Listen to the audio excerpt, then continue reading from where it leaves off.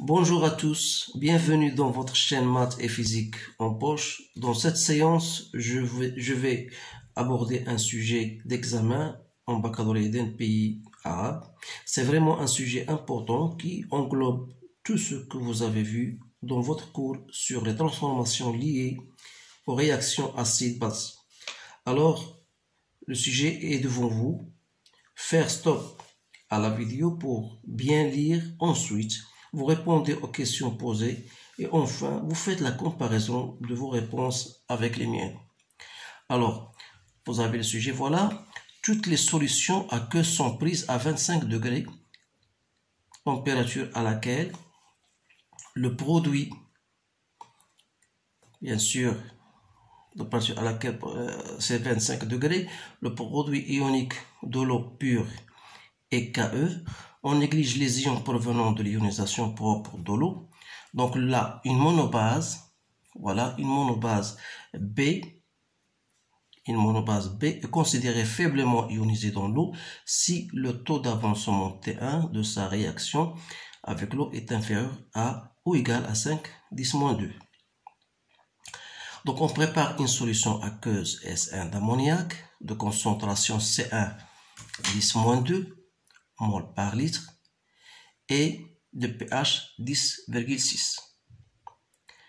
Première question, montrer que NH3 est une base faible. Écrire l'équation de sa réaction dans l'eau. Calculer TF en précisant chaque approximation utilisée. Deuxième question, établir l'expression de la constante d'acidité K11 du couple NH4 plus NH3 en fonction de KE, C1 et TF. Calculer sa valeur. La deuxième grande 2. Un groupe d'élèves est chargé d'effectuer séparément le dosage d'un volume VB, 20 ml de la solution S1 et d'un même volume d'une solution S2. D'éthanamine, voilà sa formule chimique de concentration C2 10-2 et de pKa2 10,8. Donc l'éthanamine est considérée comme une base faible dans l'eau. Donc pour ces deux dosages, on utilise la même solution aqueuse SA d'acide chlorhydrique H3 plus Cl- de concentration Ca 10-2. Donc écrire l'équation bilan de la réaction qui se produit au cours du dosage de la solution S2 d'éthanamine, définir l'équivalence acido-basique et vérifier que le volume d'acide ajouté à l'équivalence relative à chacun de ces dosages est égal à 20 ml. Troisième question, reproduire et compléter en le justifiant le tableau suivant. Et enfin, comparer en le justifiant la force des deux bases NH3 et C2H5NH2. Donc voilà le problème. Donc vous pouvez, comme j'ai dit tout à l'heure, stopper la vidéo et relire les questions. Puis, bien sûr, commencer à rédiger votre réponse. Alors, pour moi, la première question était, premièrement, montrer que NH3 est une base faible. Vous savez que lorsqu'il s'agit d'une base forte, vous savez que le pH normalement, c'est moins log de H3 au plus. C'est-à-dire, c'est moins log de KE sur C1. H3 plus, c'est KE sur OH-. H- c'est C1. C'est-à-dire que le pH sera égal à 14 plus log de C1. En effectuant le calcul, donc c'est 14 plus log de 10-2, ça sera égal à 12. Par contre, le pH qu'on nous a donné, c'est égal à 10,6. Donc, il est inférieur à la base s'il s'agit d'une base forte. Alors, c'est bien, on dit que dans ce cas, que NH3 est une base faible. Parce qu'on n'a pas atteint la valeur 12. Ça, c'est une question de cours. On va passer maintenant à la question. Ça là, c'est la question A. B. Calculer le taux final en précisant bien sûr chaque approximation utilisée. Alors là, qu'est-ce qu'on va faire pour calculer taux final? Donc, c'est mieux d'abord dresser le tableau d'avancement. Vous savez bien sûr que l'équation, écrire l'équation de la réaction, on n'a pas encore écrit. Donc, c'est NH3 plus de l'eau. Ça va nous donner NH4 plus H au moins. Donc, à partir d'une quantité de matière C1V, l'eau est toujours en excès, on aura 0,0. Alors ici, un temps bien déterminé, on aura C1 moins X, on aura X, X. Ou bien on peut dire même C1V à X à l'équilibre, X à l'équilibre, X à l'équilibre. Alors là, taux final, c'est quoi par définition? C'est la concentration de H au moins B, la concentration de NH4+. On s'intéresse à la concentration de H au moins fois V sur la concentration C1 fois V. C'est-à-dire sa définition, vous la connaissez. Taux final, c'est X à l'équilibre sur X max. Donc X à l'équilibre, c'est ça. X max, c'est bien ça. Donc taux final n'est autre que H au moins que je divise par C1. C'est-à-dire, on va remplacer, bien sûr, ça c'est 10, c'est KE que je divise par C1H3 au plus. Donc c'est 10 moins PKE sur C1, 10 moins PH, point PH1. Alors, c'est 10 PH1 moins PKE que je divise par C1. Donc, il suffit de faire votre calcul. C'est 10,6 moins 14 que je divise par 0,01. J'ai trouvé à peu près 0,0398. Donc, c'est 0,04. Donc, bien sûr, à partir de cette valeur, ça veut dire que la réaction n'est pas totale. Alors là, une fois j'ai trouvé taux final, voilà, établir l'expression de la constante Ka1. Donc la constante Ka1, d'après la question 2, donc la constante d'acidité n'est autre que la concentration de H3O+, la concentration de la base, vous connaissez bien ça, sur la concentration de l'acide. Comme étant, bien sûr, la concentration de l'acide, je reviens ici pour dire que la concentration de NH3 n'est autre que C1 moins X sur Vx à l'équilibre. C'est-à-dire c'est C1 moins la concentration de H au moins. Autrement dit, voilà.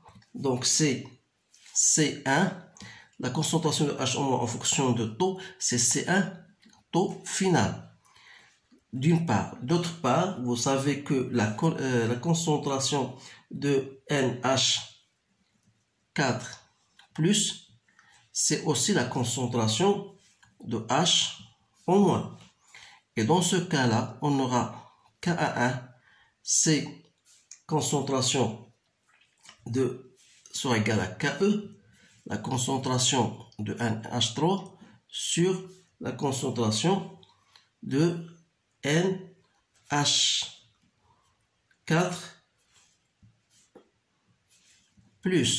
C'est bien ça.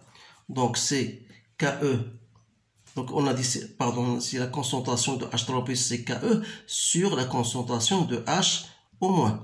Donc on aura KE, concentration de NH3 sur H au moins au carré. D'où, c'est-à-dire que Ka1, c'est bien KENH3 sur NH. Donc, quand je remplace la concentration de NH3 comme étant C1 moins C1 taux final, que je divise par C1 au carré, taux final au carré. Ça va me donner, donc, KE, 1 moins taux final sur C1 taux final au carré. C'est bien cette expression. Alors là, j'effectue mon calcul. Donc, c'est 10 moins 14, 1 moins 0,04, que je divise par 0,01 et je multiplie par 0,04 au carré. Je trouve 6, 10, moins 10. Donc voilà la constante d'acidité que j'ai trouvée. Maintenant, on va passer à l'autre question. C'est bien, calculer sa valeur. Maintenant, au grand 2. Ça, c'est très intéressant parce que ce sont des questions bien importantes. Alors là, un groupe d'élèves est chargé d'effectuer séparément le dosage d'un volume VB 20 ml de la solution S1. Donc il faut toujours s'aider en faisant des dessins, bien sûr pour bien comprendre. Donc le dosage d'une solution, bien sûr S1, voilà la solution S1, de concentration C1 10-2 mol par litre. On a de volume, bien sûr, VB, c'est 20 ml. Voilà. Et d'un même volume d'une solution S2, donc on aura une autre solution S2. Voilà. Une solution S2 d'éthanamine de concentration C2, c'est-à-dire de la même concentration, 10-2 mol par litre. Et considéré comme une base faible, donc le dosage s'effectue par le même acide chlorhydrique. Donc on dose par l'acide chlorhydrique dans les deux dosages. Donc il faut bien noter ça. Donc la concentration, voilà H3+, de concentration CA. Donc CA 10-2 mol par litre. Donc aussi la concentration CA. Alors là, lorsqu'on va commencer à verser ces deux volumes-là, il y aura un volume à l'équivalence que je vais noter VA à l'équivalence pour le premier dosage et pour le deuxième dosage. Voilà. Le volume à l'équivalence au premier dosage et le volume de l'équivalence au deuxième dosage. Donc, première question, écrire l'équation bilan de la réaction qui se produit au cours du dosage. Donc, au cours du dosage, vous avez de H3+ avec la solution S1. Donc, vous allez mettre, avec l'équation qui se produit au cours du dosage de la solution S2. Donc, S2, c'est la solution d'éthanamine. Donc, vous avez C2H5NH2. Donc, avec H3+, ça va vous donner, bien sûr, C2H5NH3 plus de l'eau. Alors là, ça, c'est la première question. Deuxième question B, définir l'acide, l'équivalence acido-basique. Vous savez que l'équivalence acido-basique est atteint et établi par la relation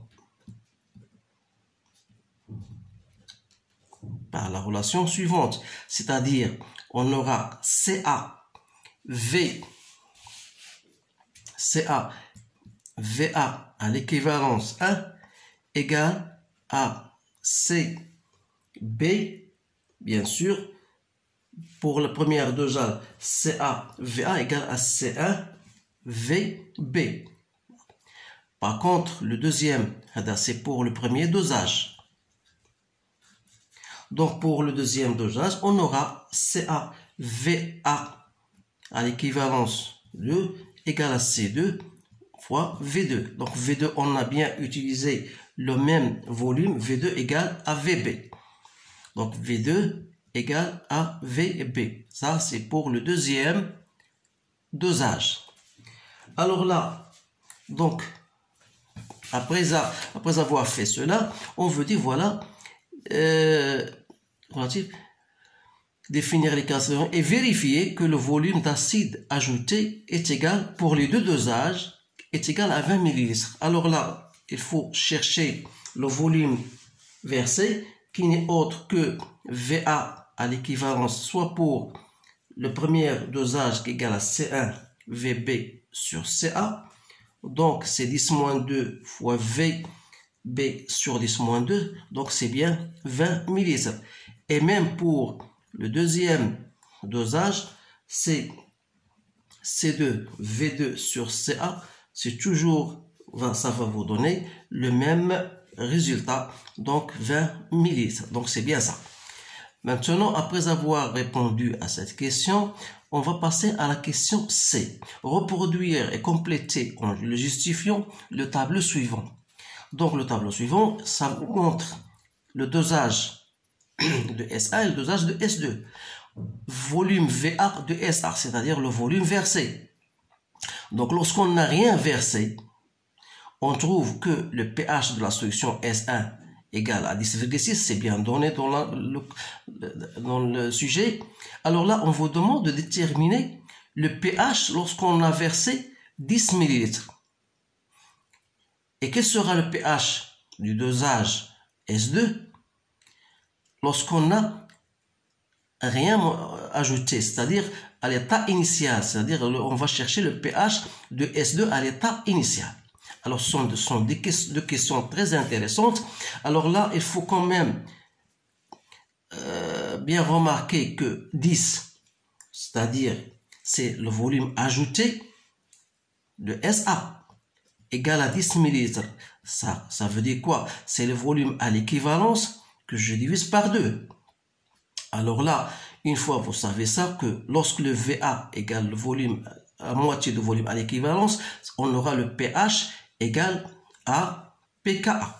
Donc pour le premier dosage, c'est pKa1, c'est-à-dire que le pH égale à moins log de K11, c'est-à-dire moins log de K à indice moins 6. Autrement dit, le pH sera 5,22. Alors là, il faut noter ici le pH. Si je prends un seul virgule après la chiffre, donc je mets 5,2.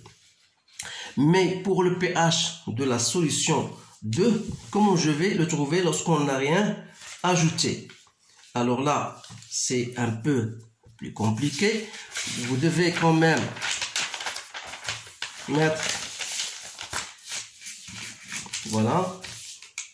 Donc vous savez qu'on n'a rien ajouté, c'est-à-dire que lorsque le volume VA égale, bien sûr ici égale à 0. Donc VA ajouté égale à 0. Donc vous savez que d'après l'expression de la constante d'acidité qui ne dépend que de la température, donc H au moins, on aura, d'après la formule qu'on a déjà trouvée, H au moins sur C2 sera seulement, va changer C moins H au moins. C'est-à-dire on aura une équation de second degré est égale à Ka2 C2 moins H au moins, c'est-à-dire que H au moins au carré plus Ka2 H au moins Ka2 C2 égale à 0. Donc il suffit de trouver delta qui n'est autre que Ka2 au carré plus 4 Ka2 C2. Je peux la mettre de cette manière-là pour faire des simplifications. Ça sera fois 1 quart plus C2 sur Ka2. Alors là, il suffit de faire votre calcul et de trouver la racine de delta. Que je trouve, il y a 2 Ka2, racine de 1 quart plus C2 sur Ka2.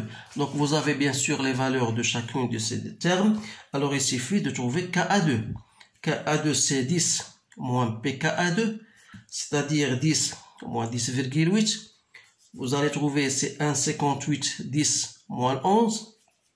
Et dans ce cas, vous trouvez racine de delta, comme je l'ai trouvé, c'est 7,95, 10 moins 7. Donc vous allez vérifier par votre calculatrice.